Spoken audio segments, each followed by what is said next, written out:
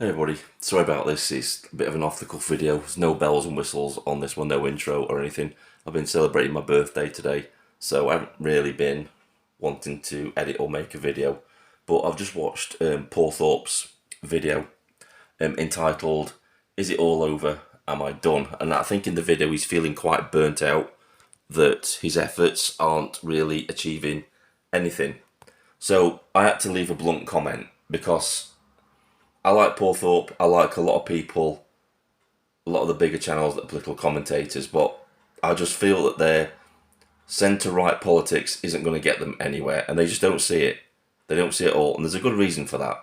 It's because they're centre-right, and the opposition they're up against is hard left. So that's an uncompromising position. The hard left are not going to compromise. You only go to the middle ground to compromise on things. So to counter a hard left opposition, you need a hard right opposition. And this is something that these people just can't seem to grasp yet. And if your methods aren't working, then you need to change tactics. And I'll get to that in a little bit. So this is the comment I left on his video, because he made the analogy of the Reform Party being like a football team. You don't ditch the football team because they've got a bad manager. So I said this: until Reform members can remove the leadership directly, Reform is not the answer. No point supporting a team where the manager can take the team in the wrong direction without consequence or being removed. By the time the next general election comes around, our country will be gone. Petitions don't work. Marches only make a difference if they are nationwide and covered by the mainstream media. Otherwise, you are just 100,000 people waving flags, preaching to the choir. Great for networking, but not much more. And I just had to be blunt because that's the way I am. I had to respond bluntly because sometimes that's the only way to get through to people. But like I said, the way you change tactics, they keep going on a weekend down to London when there's nobody in Parliament.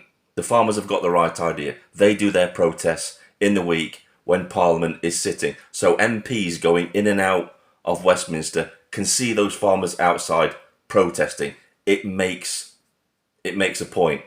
They can see how many farmers are outside protesting.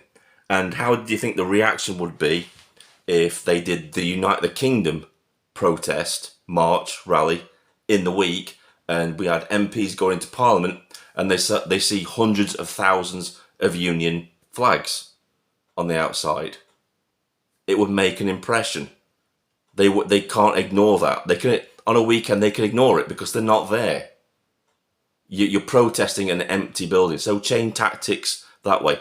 And another reason, another tactic you need to do is to stop just doing one rally. You need to make it bigger. You need to go bigger. You need to make it so that these rallies are in every single town and city and village. Look at the way the pro-Palestine marches have gone.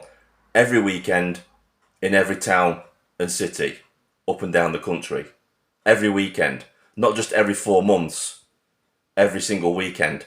And if you want your country back, that's the only way you're going to do it. You're going to have to sacrifice. You're going to have to get off your arse and get out there every single weekend, just like these people are, with the St George's flag, with the Union flag, and stand up for your country.